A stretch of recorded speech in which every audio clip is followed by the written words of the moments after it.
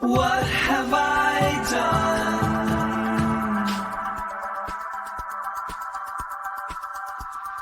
What have I become? I can't describe this.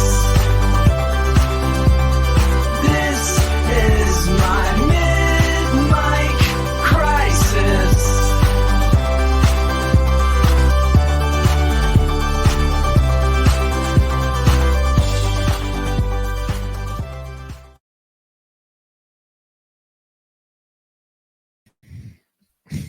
Hello and welcome to the Mid-Mic Crisis. I am Bunchu alongside my esteemed colleague and co-host Chamber. Chamber, how you doing, buddy?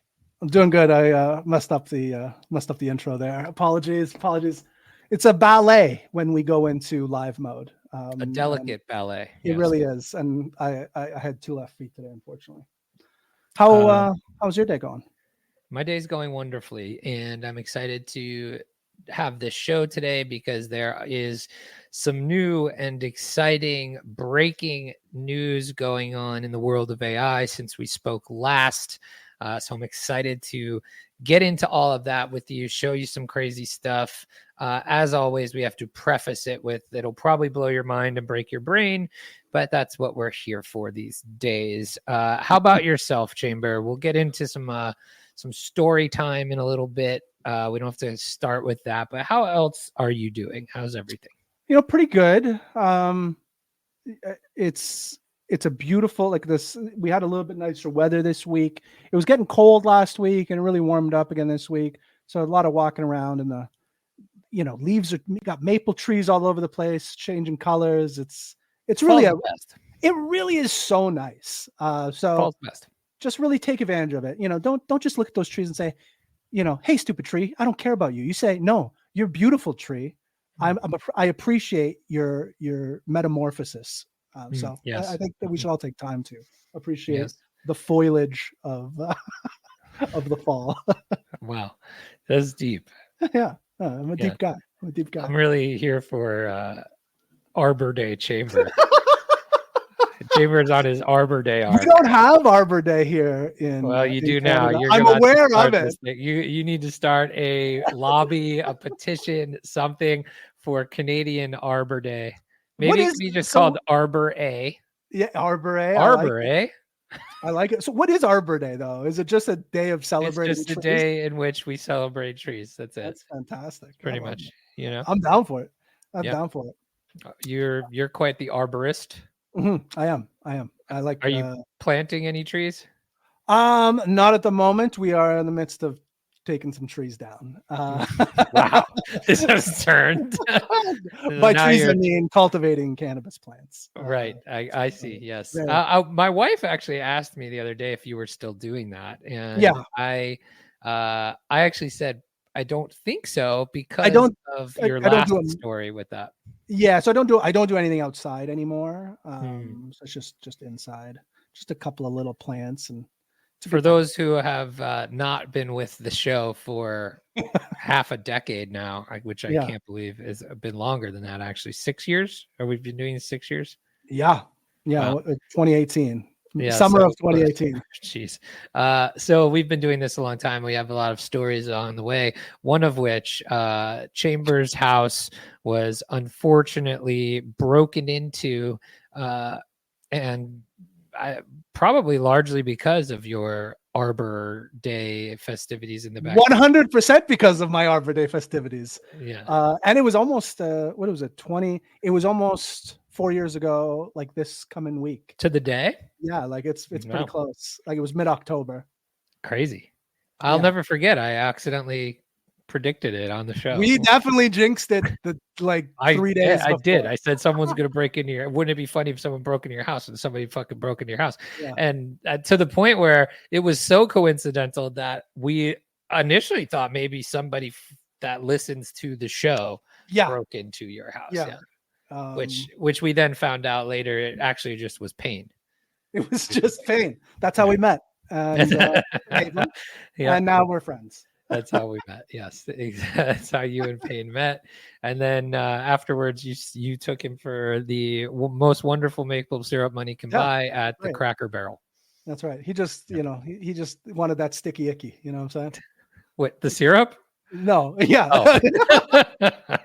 Oh, got it. All right, let's get into it today. Lots to talk about.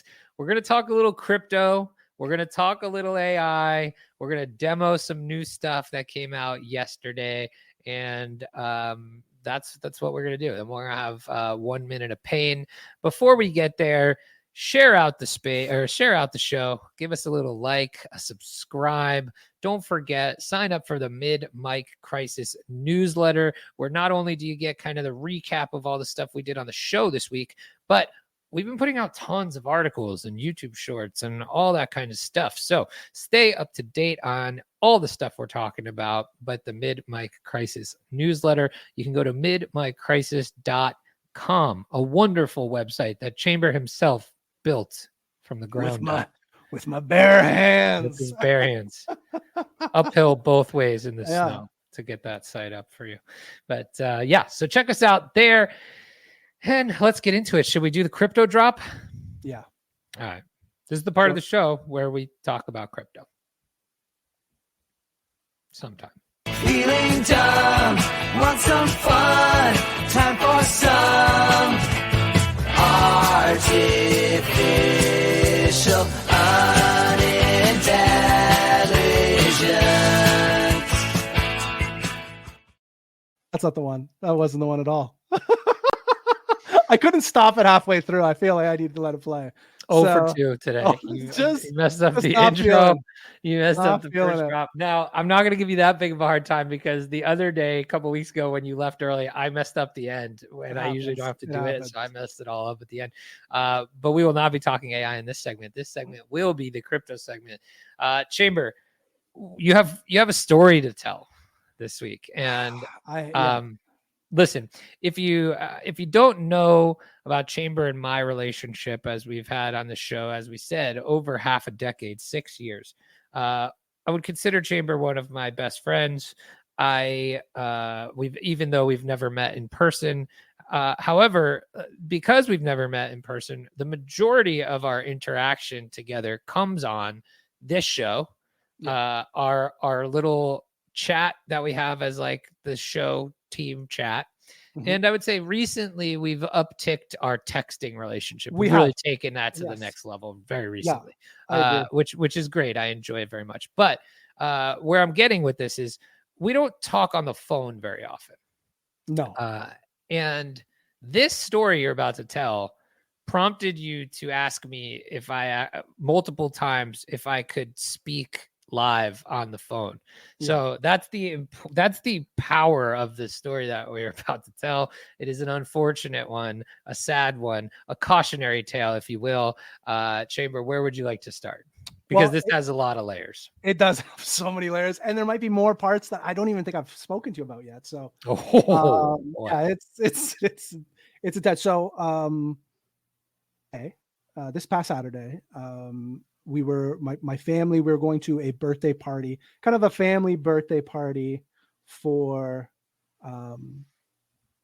my daughter and some of her friends, and I wanted to. I was going to be doing some smoking during this party with some of the other dads, so I went and picked up a pack of darts. And as I got back, we had maybe 5 darts. For those of you who don't know, are cigarettes. Yeah, cigarettes. Yeah, a couple of ciggies.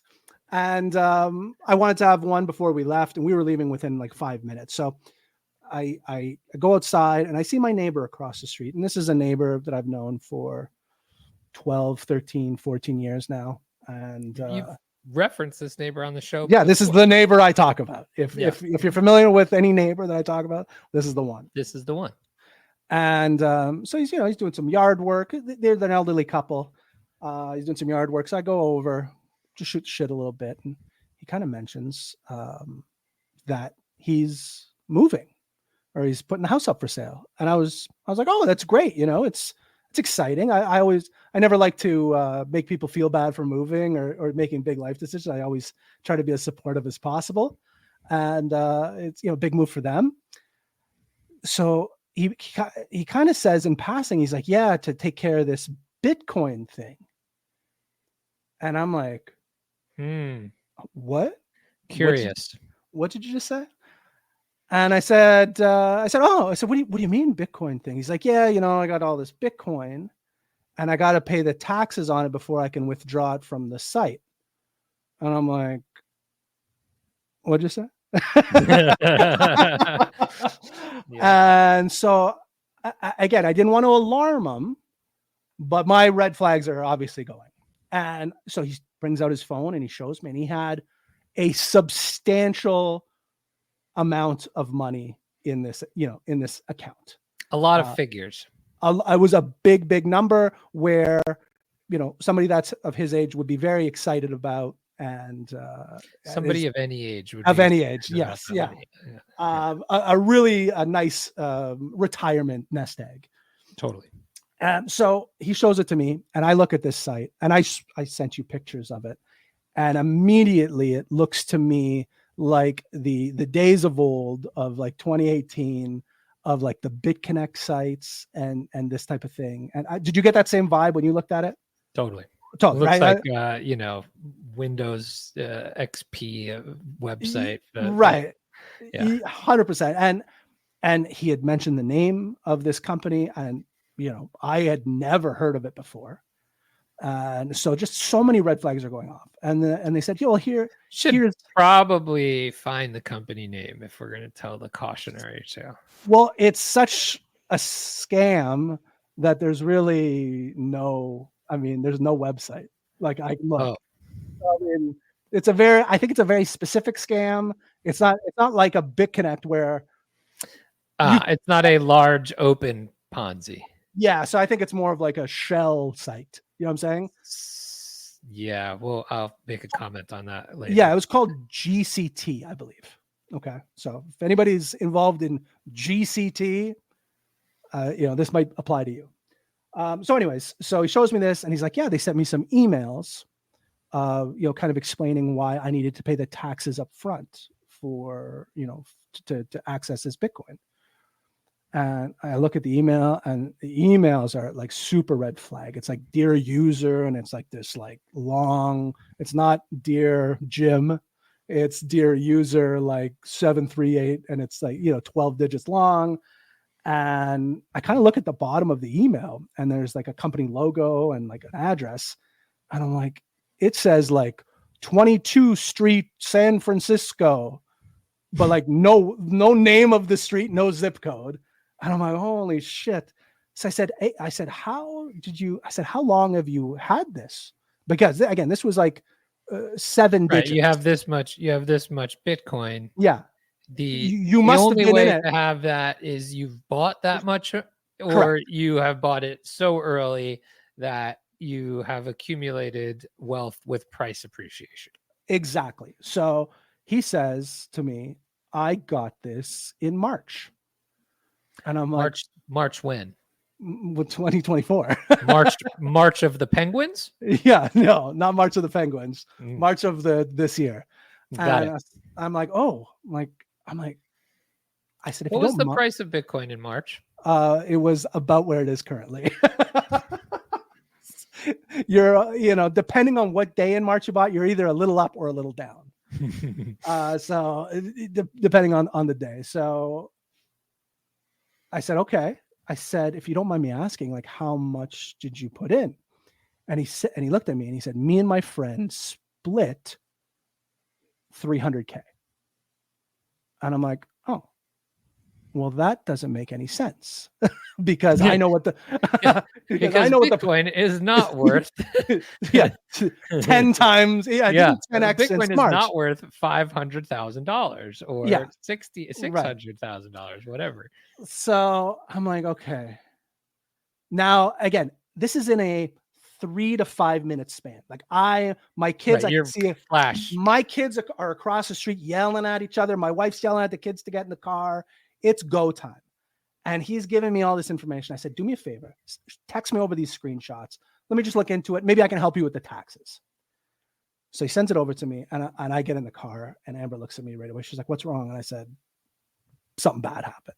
And I'm pretty sure, our neighbor got scammed out of a significant amount of money.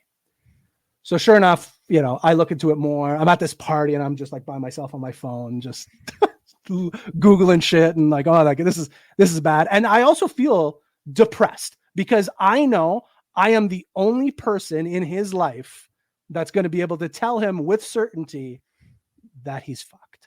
Mm-hmm. You know what I mean? Yeah. And it's a heartbreaking situation to be in. Because he woke up that morning thinking he was we'll call it a millionaire. A millionaire. Yeah. Okay. Mm-hmm. And for not just that morning, he's put plans months together to put his house on the market because of this. Right. Exactly. So he has plans in place. And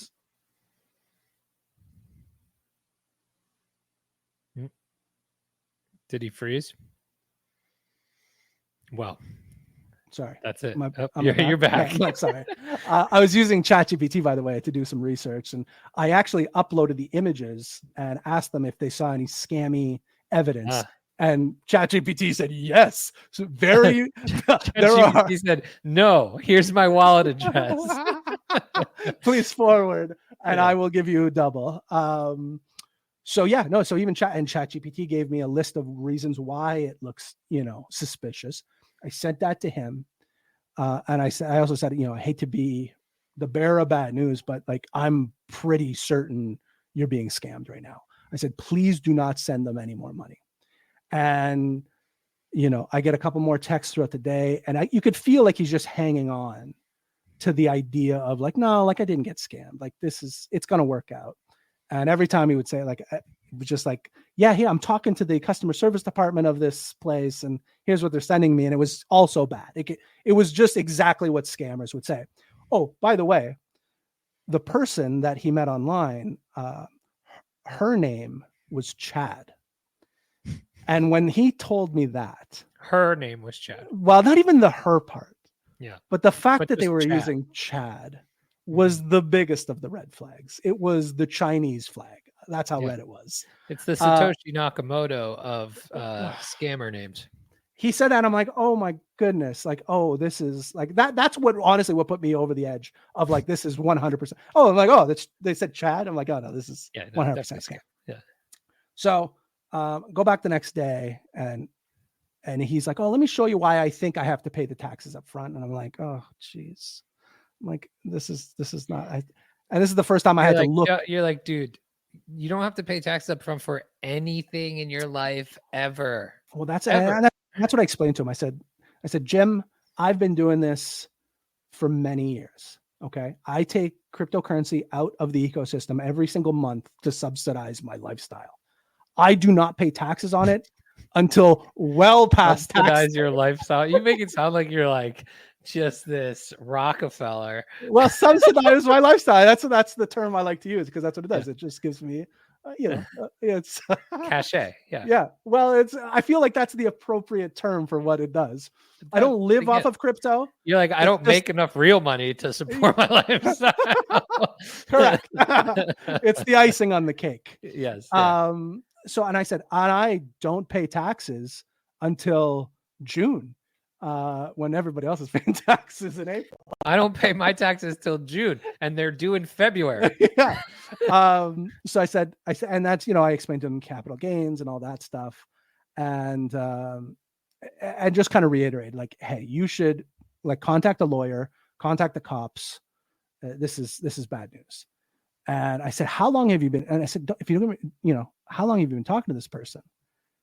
And he's like, yeah, I've been talking to him since late last year. And I said, how did it happen exactly? And they're like, oh, they reached out to me on TikTok. And I was just like, ugh. And this is what I was telling you the other day. I remember, maybe 24 months ago, I'd see him pop up on my social media kind of, accounts following me. And I'm like, oh, Jim just got into social media. He's on Facebook. I remember my mom even said like, oh, like Jim's following me on Facebook. And so he was new to social media, and, somebody got into his DMs, and, maybe he was not making the right decisions when it came to because apparently they had a back and forth kind of conversation for months before the Bitcoin conversation came up. So he ended up taking out a loan against his house to pay for this. That's how he got in. That's how he got in. He took the He loan. took the equity out of his home. And so the amount he got scammed for came out of his home equity in which he got a loan for. Correct. Like, this is the baddest of the bad situation. And so on Monday, he calls me over. He's like, hey, somebody's coming over. Can you come over here and just kind of help me through? And it was the real estate agent that he was working with, who was kind of like our age, I would say, give or take. And he owned some Bitcoin and some Ethereum. So he kind of had, and then we started talking, and then really quickly he realized that he's like, oh, like, what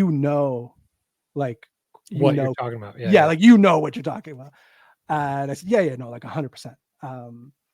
And, Jim was reiterating the story to both of us, and he kept shooting me looks like, oh, like, this is the classic. yeah, like the office Jim, like, yeah, this is bad news, right? And yeah, so as he's talking about the loan and stuff like that, and it clicks in. I would say maybe 3 or 4 months ago, or maybe it was probably more than that. It was a few months back. I don't know if I was even complaining about it on the show. I was were complaining about something. I was going over there. He needed help with a loan from the bank, and there was a lot of paperwork and online stuff that they had to do for the bank, for the lawyers, to get approval for this loan. And he had asked me to come over to help, and I spent probably 2 or 3 evenings there, kind of, helping them out, getting both of their information and sending it over to the bank. And again, I didn't think to ask. I didn't think it was my place to ask. Yeah, it was my place to ask them what the loan was for, but that's what the loan was for. And yeah, he is now. So you've been involved for a long time before you even much knew. Longer than I thought. And it's without your knowledge. Right. Yeah. It's been very difficult couple of days. And so much so that when we were there with the real estate agent, he started talking figures, and the payment amount of that additional, second mortgage, we'll call it, or whatever, the equity loan on his home, because we moved in around the same time. So I know in Canada it works a little bit differently. You work on 5-year cycles for your interest rate on your loan. So you can lock in a loan rate, but only for 5 years at a time at the very max. So I know what loan rate we're on, and my loan rate right now is excellent. I think I'm 1.85% interest on my mortgage, which is phenomenal. So I know for a fact that you would have to get a new interest rate at that time. So he probably went from a very reasonable loan rate to a very aggressive loan rate on more of a loan. So the payments are now unmanageable. So he is months away from like probably the bank having to take. So he literally has to sell. So I actually had to have the conversation with him and say, honestly, like, your best course of action is to recoup some. And we're only talking, we're not talking about a lot of money, but we are talking some money to recoup out of the value of the house. And, you're going to have to get a lawyer and try to recoup some. I mean, I don't know the likelihood of them being able to recoup any of that money, probably very low. But yeah, I mean, they're going to have to sell the house, rent an apartment, and have very little savings. Like, it's heartbreaking. So that's been my last couple of days. So it's please be careful out there. I would say, probably the people that are listening to the show are probably tech savvy enough to, see those red flags pretty quickly. I was going to say, what are the red flags for maybe somebody who is or isn't, whatever level you are, it's worth going over of like what these red flags are, because this is a scenario in which obviously you wouldn't have gotten scammed, but that doesn't mean like someone even closer to you couldn't have, right? Like, I would say for the majority of people around our age, maybe even a little bit older, again, this was a DM, an unprompted. it was total social engineering. Like it was Right. Like this, like we would know not to send money to somebody that we've befriended online through a DM, through an unprompted DM. Do you know what I'm saying? So I would say more so for the older folks in your life, you know what I mean? Your parents and stuff like that. Like you should really be having those conversations, especially if they're talking about people. Especially if you've noticed they're more active on social media lately, or they're just getting into social media. Yeah, the moral of the story is almost nobody wants to know you. I would argue nobody wants to know you. Cares, right? Like the likelihood that somebody has taken a liking to you is probably not high. Right. Yeah, like it makes no sense. So no one actually wants to be my friend at this point that isn't already my friend, you know? 100%. So yeah, it really opened up my eyes on how he was the perfect target for this type of thing. Somebody that has very little social media skills or like, you know, experience. Somebody that's elderly, you know, he's not elderly, he's just older. And, you know, some hot chick named Chad DMs him. You know, we all have our weaknesses. Okay. I'm not saying I'm not susceptible to a flattery here and there, but yeah, unfortunately the streets have changed. I think his street smarts would have been fine back in the 70s, but the streets have changed in 2024. Yeah, now you're on the internet superhighway. Yeah. Before you were just the metaverse, the streets of the metaverse. Right? Yeah. Right. Exactly. So I would say just keep an eye on. Again, it could just be your neighbor that you know, but keep an eye. I would say that's the takeaway for me, was just like this was happening right under my, like literally under my nose. So much so that you helped. So much so that I helped. And for the record, again, my real name is Chad. And so it's, I wouldn't use, okay, first of all, if it was me, why would I use my real name in the scam? So it's like some reverse Kaiser Soze. I mean, don't get me wrong, that is true. That's exactly what someone that didn't scam somebody would say, or that was trying to convince you they didn't. The look I got from the real estate agent at one point, where it's just like, oh, you really know crypto, and your name is like, it was, and you helped with the loan. Yeah. Oh, like it was stacking L's on L's. But yeah, it's unfortunate. So I've been trying to help them out as much as I can. I helped them with some police reporting and stuff like that. But yeah, it's such a shame. And again, I would say the takeaway is early indications from police or anything of not real. No. It's my other question is, has he informed the counterparty that he's on to them yet? No. So I told him actually not to do that. Yeah, I would probably say that's a good thing. So that the police or whoever, so the bank has a fraud department, and you know, so do the police. So whoever, you know, I don't know what the protocols are for these types of things. So if that was something they wanted to entrap them, I don't know, probably not entrap, but like sting. Is it sting? Yeah. Crypto sting operation. There was a point where the real estate agent looked at me. He's like, "This would make for a great documentary." And I looked at him like, "Now we're talking, sir." Totally. I have a media company. You're like, yeah, this is going to be great on the show. Well, but yeah, just rough stuff. Just rough stuff. So yes, I would say just keep an eye on the older folks around you, especially if you notice they've been using social media a lot more frequently. I would say more so for the guys. I feel like a woman would not fall for these shenanigans. I feel like this is a guy thing, just a big dummy guy move here. Well, I mean, you know, we are dumb animals that want to have asymmetric lottery-sized returns. It just makes no sense. For zero to no work or effort. Right. While also flirting with anonymous chickies online. That's Like right. it's such a Yeah. guy move. It is, yeah. So it's tough. But yeah, that's my big story from the weekend. This is why I needed to talk to you. Because Yeah. I'm like, you won't believe what's happening right now. I didn't believe it. So yeah, that's the crypto talk for today. I'll keep you guys abreast of any goings on, but yeah, it's unfortunately the end result is probably he's gonna have to move, and Not for the reason he thought. no, not for the reason he thought. So Brutal. yeah, tough stuff. But we move Very- on to Anthropic.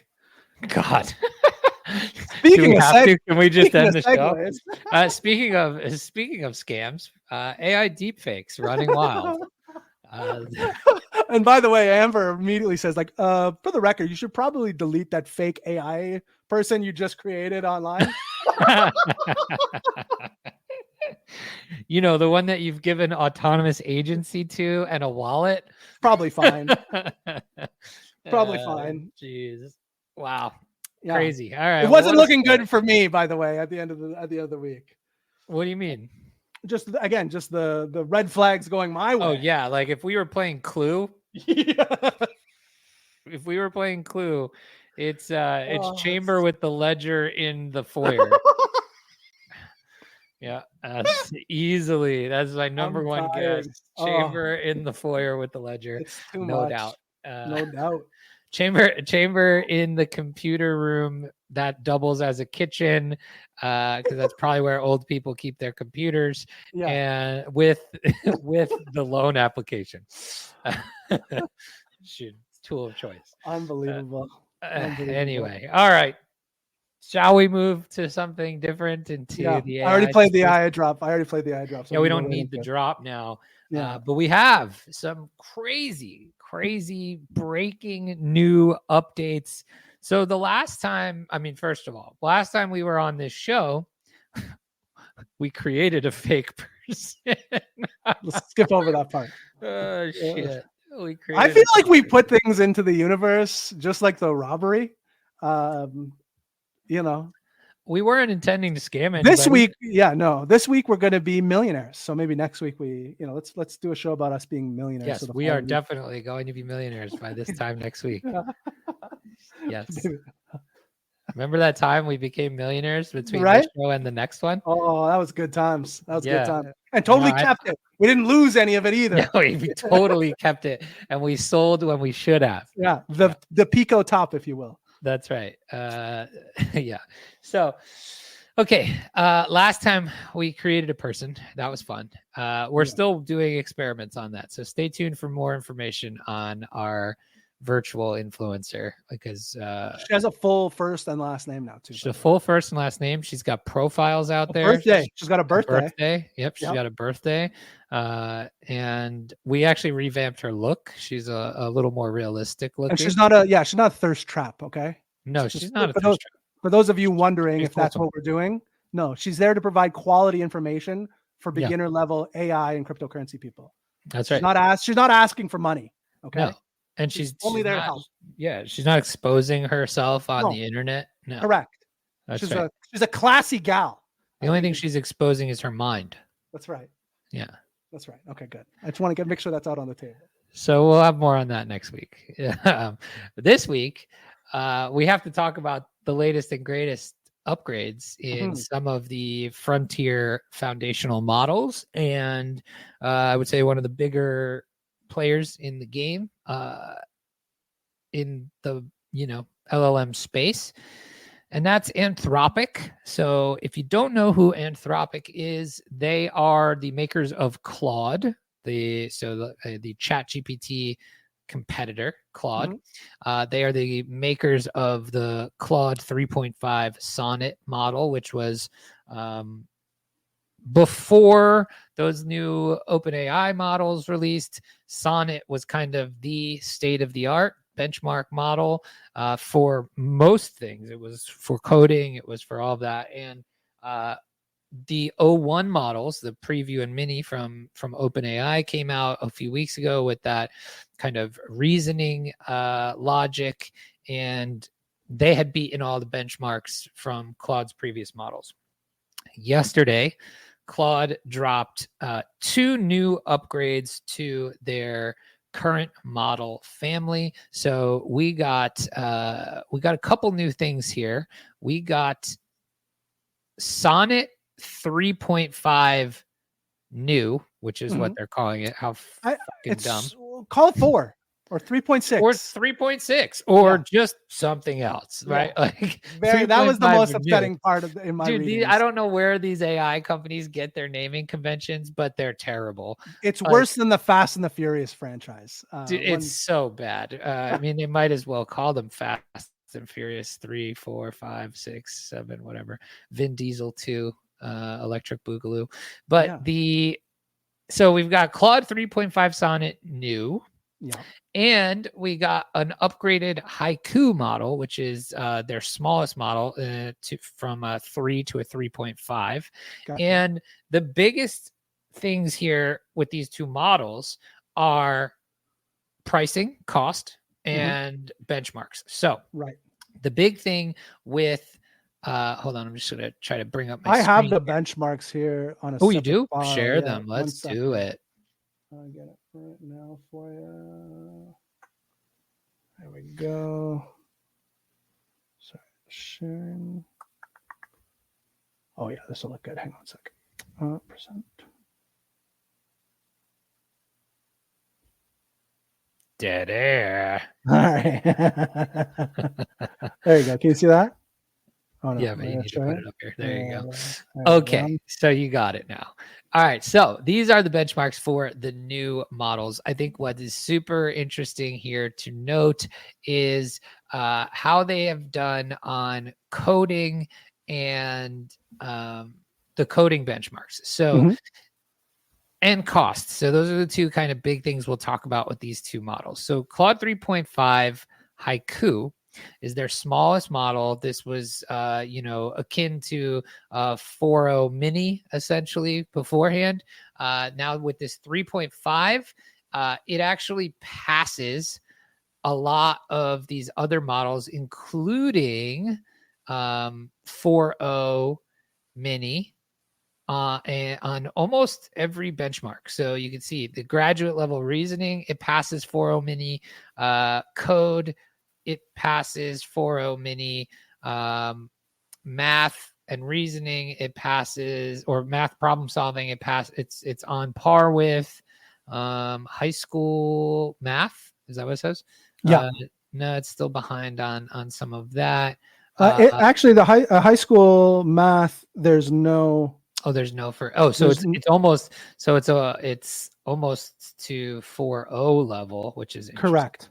So yeah, so it is passing 4.0 mini on a lot of these, and specifically the one I think is interesting is the coding one, right? So it's almost as good on these benchmarks as the big 4.0 model. So ChatGPT 4.0.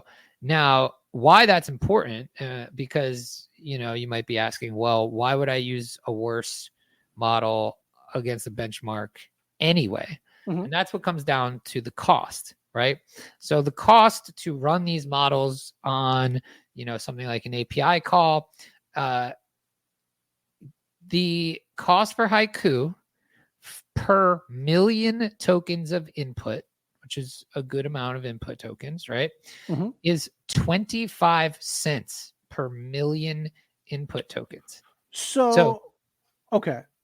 I'll give you some context, right? So the new Sonnet model that they also released yesterday, for reference, $3 per million input tokens. Okay. So you're talking quite a significant difference in cost. 12 times more, I think. Yeah, that sounds about right.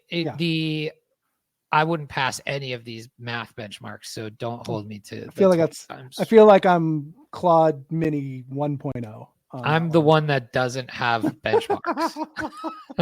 On whatever that one is, that's empty across the board. I think it is 12 times more. Yeah, because there's 4 cents there's 4 quarters in $1, and look this is at $3. We're actually doing this. there we go. Okay, so but why that's important at 25 cents per million with almost the same coding chops and better coding chops than 4.0 mini, which I believe is 60 cents per million. So you're talking almost 2.5 times more expensive for an 01 or a 4.0 mini. It's a pretty big deal. So you could get that performance level for 25 cents per million input tokens. And what I think is important to note here really is that each iteration that comes out, the cost has been going down, right? So the cost of intelligence, which is what this stuff is, right, is trending to zero. It's going to become too cheap to even meter, is the famous Sam Altman tweet. I think he said, intelligence too cheap to meter. So,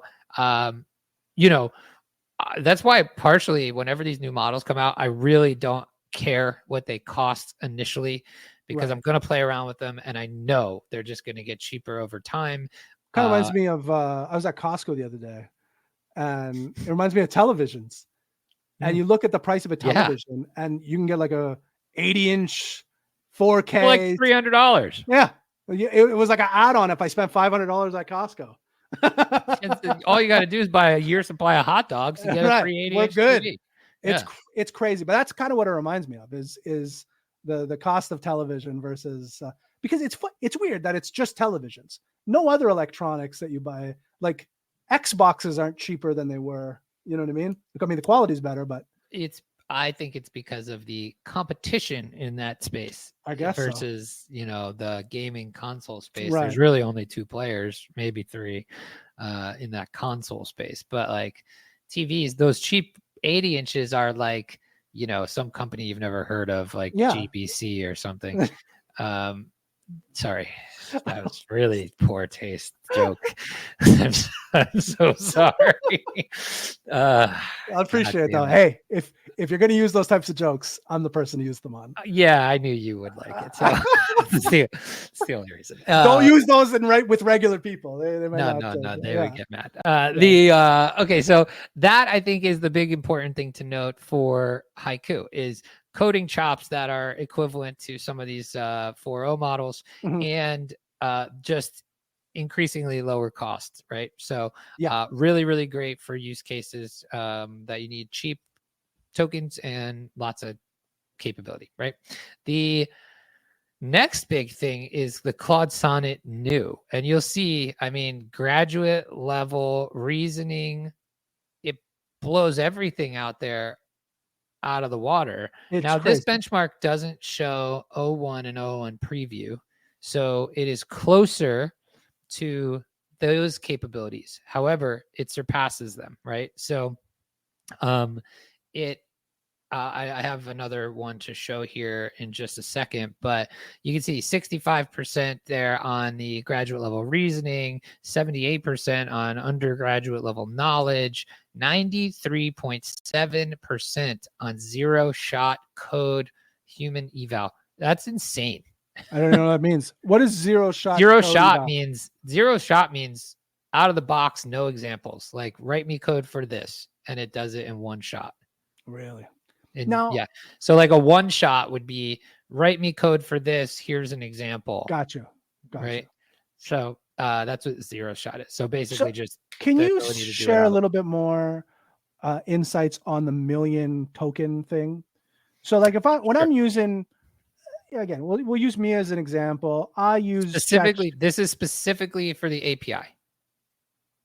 Okay.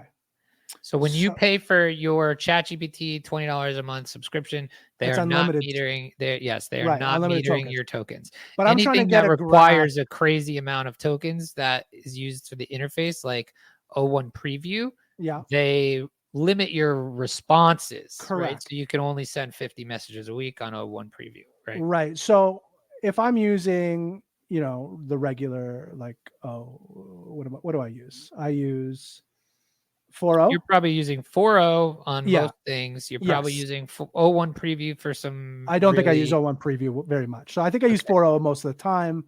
01 mini is pretty good. You get 50 responses a day. You should try that out. So if I'm using 4.0, you know what I kind of use it for. In a typical day, how many tokens am I using? Am I hitting 1 million tokens that day? Maybe. It depends. It's close. Probably. I mean, Okay. The way you're using it, probably. Yeah.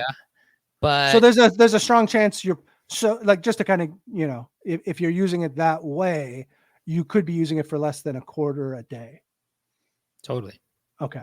It even makes sense to sometimes build your own apps with the API rather than use ChatGPT as the interface, because it's probably cheaper than $20 a month. That's some correct use cases, right? So that's interesting. You could think of it that way, because you don't need an account. I believe you don't need a pro account to have a API key. I don't believe. I don't think so. But so this is more so if you're building it into your apps or your own chatbots or anything like that, right? So you want to have cost-effective tokens, especially if you expect many people to be using it. But okay, you can take yours down. The big thing here I wanted to show on the benchmark side is this. This tweet comes from Didi Das. 110,000 followers. Look at him.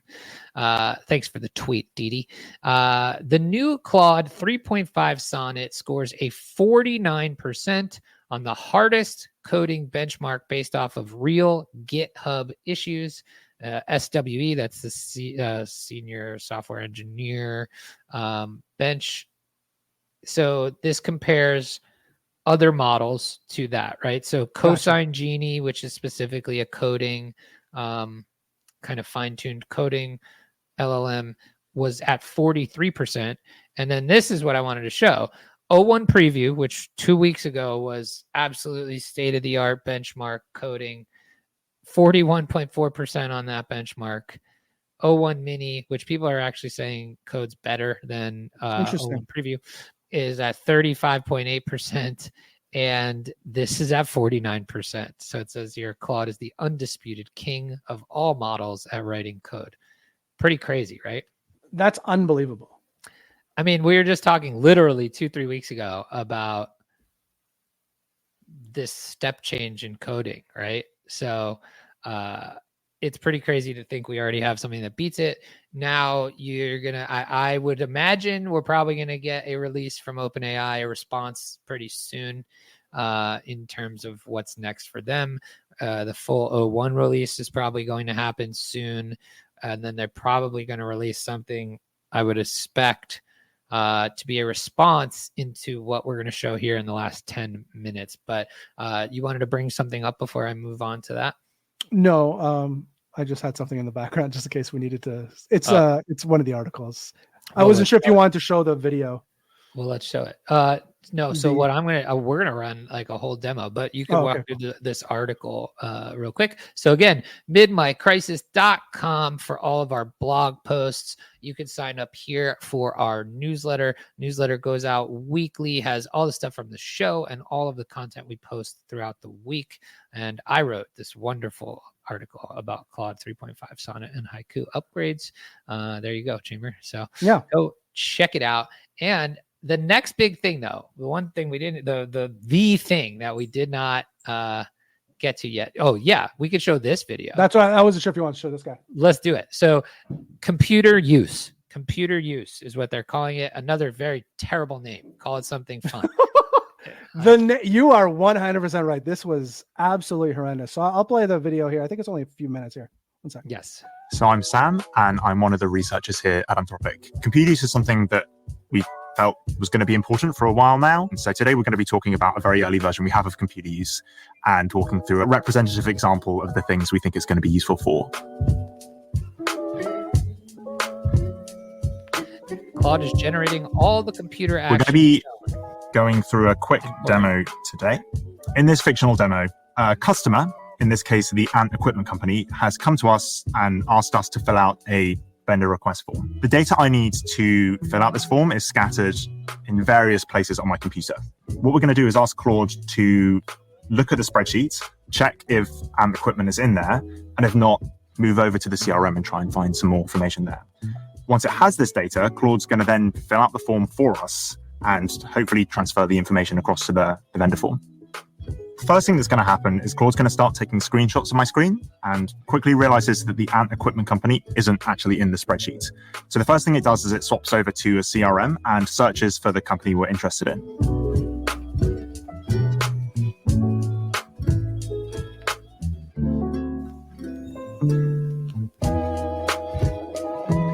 This is all happening. Luckily, totally we get a search match, autonomously. and Claude then starts scrolling through the page, looking for all the information it needs to fill out this form.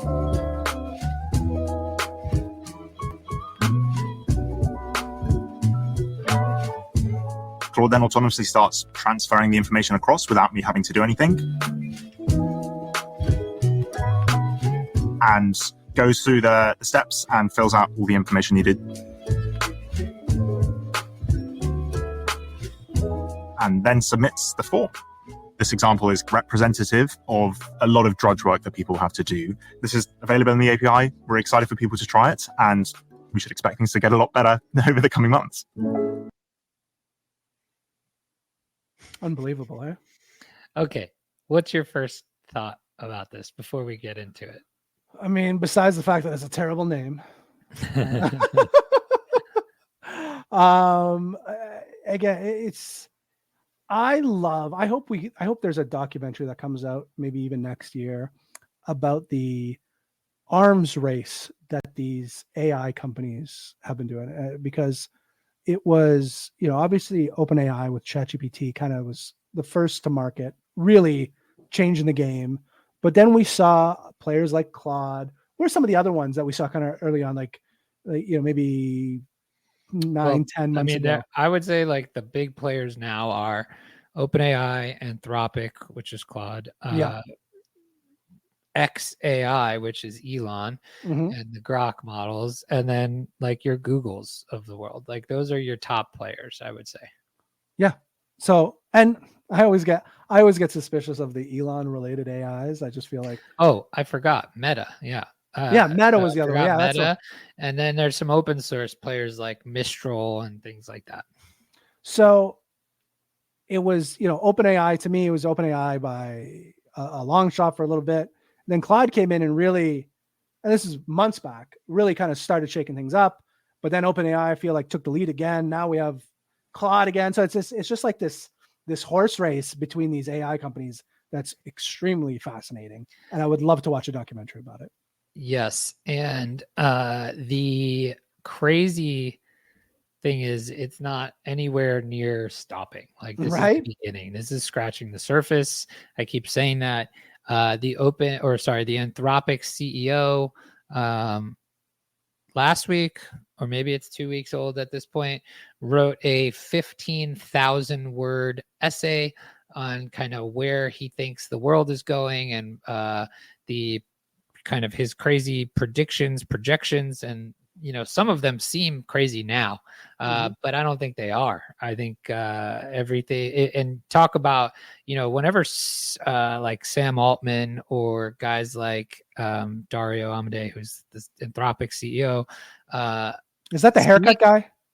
Dario? I don't know. He's got kind of crazy hair. Terrible hair. Like a terrible lid on him. He's a tech nerd CEO. Yeah. So whenever those guys talk, I take a little more credence to what they're saying, because these are the people that have basically seen the future, right? Like they're not speaking outside of experience, right? So when they say that, like when Dario says he expects in the next couple years, we could see anywhere from 5 to 100 years of human progress in a single year. Okay, well, that, like, what? I can't even fathom that in my brain, but that's where we're headed, right? So pretty crazy. So Dario is not the one with the hair, by the way, that I'm thinking of. He's got fine hair. Nothing wrong with his hair. Okay. If you're listening, Dario. Who's the hair guy now? I need to know. It's the guy. I don't know. I feel like he was one of the ex OpenAI guys. No idea. Oh, yeah. The LeBron hairline. Bro, it's Is yeah, that what you're it's like talking the about? reverse LeBron. Yeah, It's like a that's little reverse LeBron hairline. Yeah, that's it's Ilya. That's Ilya. Ilya. That's who I'm thinking of. Yeah, That's who it is. Anyway, okay. So the computer vision, or sorry, computer use is the thing that they came out with yesterday. It is available right now in the API. You can start building things with it. It is. It's pretty cool to use. It is not, I would say, prime time ready, but it works. So real quick, I'll walk you through in the last couple minutes here an example of what it's doing. Digital Alchemist, welcome. Thanks for checking us out. Don't forget to like and subscribe if you enjoy jokes about Chamber's appearance and just in general AI knowledge. So check it out. All right, we're going to run a real quick. Anybody can use this if you have a Anthropic account. All you need is an API key. Now, to really get it going, you might need a little bit of either coding chops or our friends at Replit, who we have talked about before, have actually built a really nice template for you to use this in.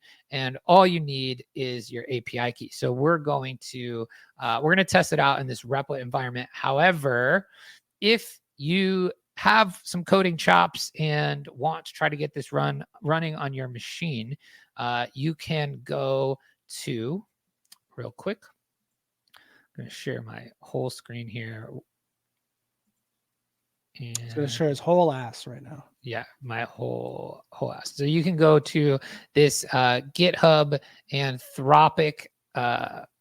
They have their quick start spot, and they have this computer use demo folder, and it has this really nice walkthrough of how you can get this to run really easily in your environment. It also comes with this kind of little user interface that you can run locally to check it out. You really only need an Anthropic API key and to be able to run Docker, right? So, and you just kind of copy this, put your API key in there. You will need to download or install Docker to run this, but you can install it that way, use it locally with your API key, or if you have a Replit account, you can use it here. So all you have to do to use it in Replit, if you do have a Replit paid account, you can go to the Replit Anthropic computer use template that they made.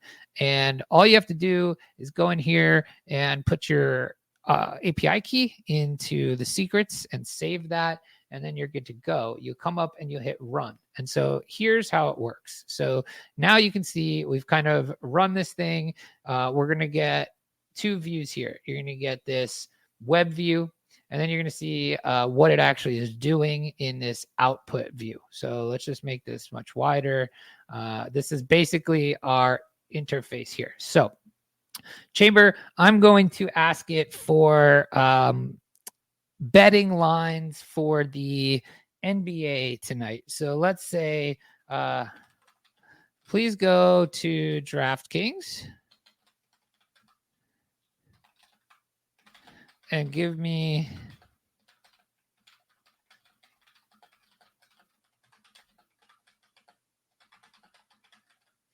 okay, so I'm just going to start it out and do that and tell it to go to DraftKings and give me the betting lines. Okay. So we'll see what it's going to do. So here's how it works. It is going to actually, it takes the initial request and it goes to, you can see the tools here. So you can see it has your tool use, computer, your input, and then it actually is taking screenshots of your machine. So you can see here in this output view, it actually already navigated there, found the page, and then you can see it in the response. It actually told me what the lines were. Right? Let's do a different example because I was actually already on DraftKings. So I want to do, let's say, okay.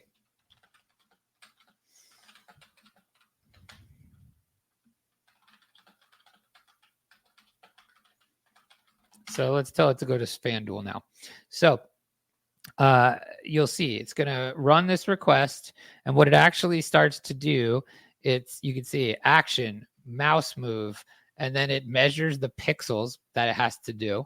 And all this is happening in the background, and then it's taking screenshots. So you can see, watch, what's happening live is it navigated to Firefox, and now look, no hands. It should start typing in, FanDuel and get us there. So it's not as fast as that first example because it had already navigated because I was testing this out. But you can see what it's going to do now is it should start navigating to FanDuel. Well, let's see. It takes a while. It's not perfect, but we can also kind of see what's happening here in the background. So you can see it's taking screenshots in that Firefox place. It's supposed to be navigating. I'm having trouble accessing FanDuel Sportsbook directly. Okay, let's see. It looks like it's still having trouble. Let's try to ask it to do something else. How about because the FanDuel might have, it may have like bot blockers on it. Right. Let's say I'm going on a trip. Find me the latest weather in Ontario.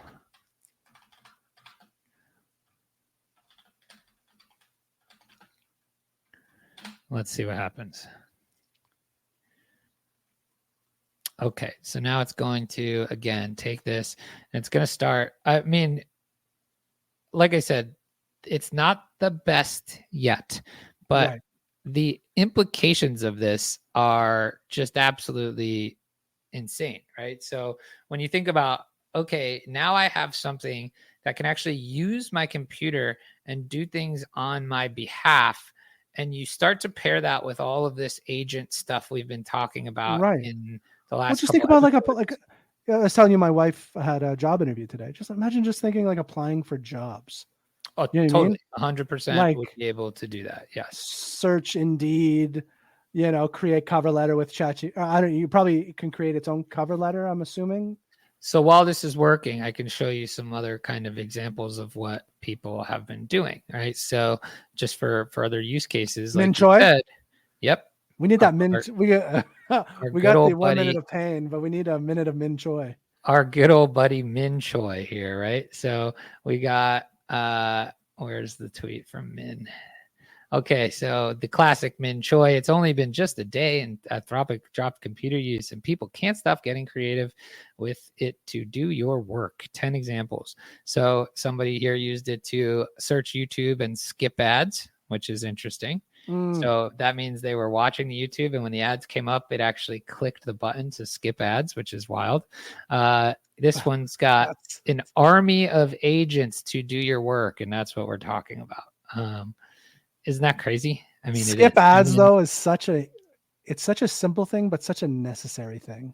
100%. I love it. That's fantastic. Fill out your job applications. Set up a working playground on your computer, buy a book from Amazon, search for images, scrape a website, have it chat with the original Eliza bot, which I'm not sure what that is. Oh, from 1966. I actually saw somebody do web research, and I actually saw somebody have it create its own like canvas, and it played Pictionary with it. Really? Yeah, it was pretty wild. So I don't know. It's having trouble with this example. Okay, so what happened here? We hit our rate limit, so it stopped. Oh, so this demo, this is one of the, I would say, downsides of this demo version that they put out is it very easily hits the rate limits. And it's very restrictive on what it'll let you do. Like it's not going to let you log into things. It really tries to avoid like personal information and things like that. Anything that could get somebody's, put somebody's information at risk. It's really kind of avidly against letting you do.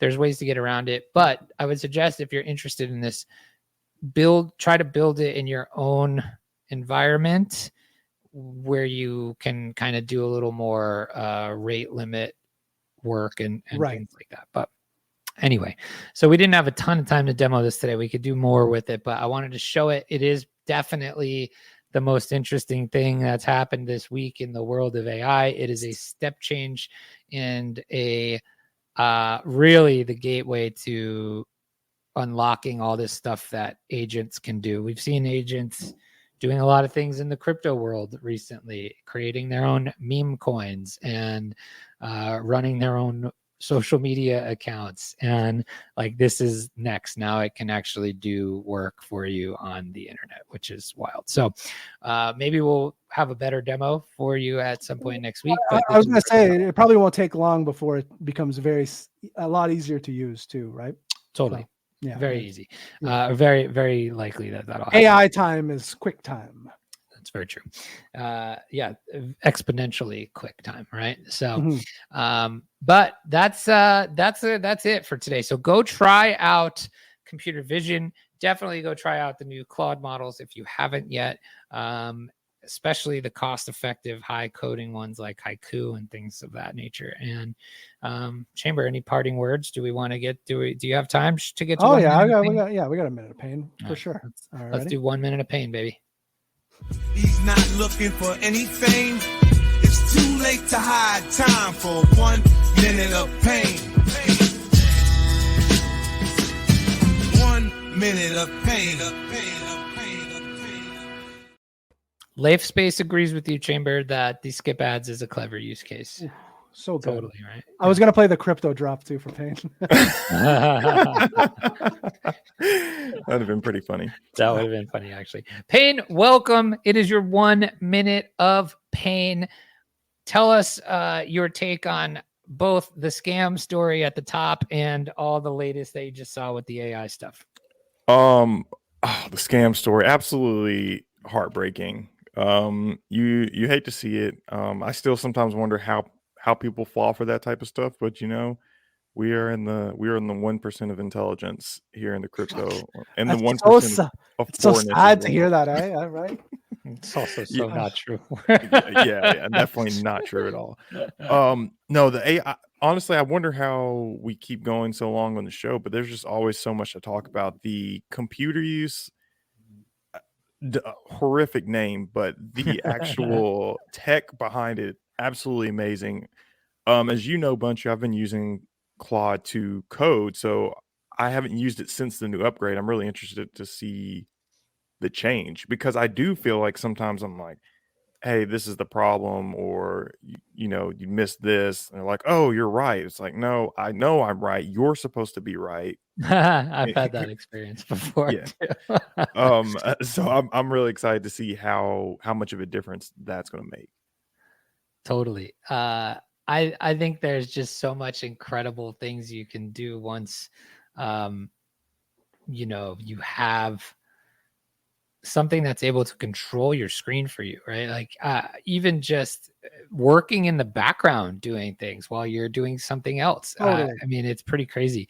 You're going to be able to build a lot of really wild stuff with this technology. And again, like I said, it's kind of just starting to scratch the surface, which is even crazier. So buckle up, pay attention, get ready, don't die. Those are your words of advice. And hopefully next week, we're working on our friend Min Choi to see if we can get him on the show. I'll try to come up with a clever segment title for him, but for sure, couldn't think of one. We'll hit the back channel. Max Choi with Min Choi. Come on, so that's fucking That's why he's the brains. Yep. It's time for Max Choi with Min Choi. Come on. That's it. So I'm here for it. Sorry. There we go. We didn't talk about this, but that essay I was mentioning before from the Anthropic CEO suggests that we will see the human lifespan, because of this technology and the effects it will have on biology, neurology, all of this stuff, double to 150 years. You ready? Are we included in that? Yeah, I think that's why I said don't die, man. Okay, all right, we made the cut. If you can live for 10 more years, you might live for 100. That back end, though, those back end decades are probably going to be absolute garbage. Probably not man. You might be hopefully able to not. read your aging at some point. Oh, now we're. What if I you could be mean, 70 for 80 years? Would you do that? I don't know, 70, Yeah. Digital Alchemist is against it. 50. Digital Alchemist says that's a little too much. All right, maybe. What if you can take your brain and put it in a simulation and your consciousness lives? What if that's what we're already doing? It is what we're already doing. We're just meat Yeah. sacks. That's right. We're just computerized meat sacks. That's all. All right, it is. my kids yelling at me. I got to get going. All right, goodbye. That's gonna do it for us. Until next time, keep the mic hot. What have I done?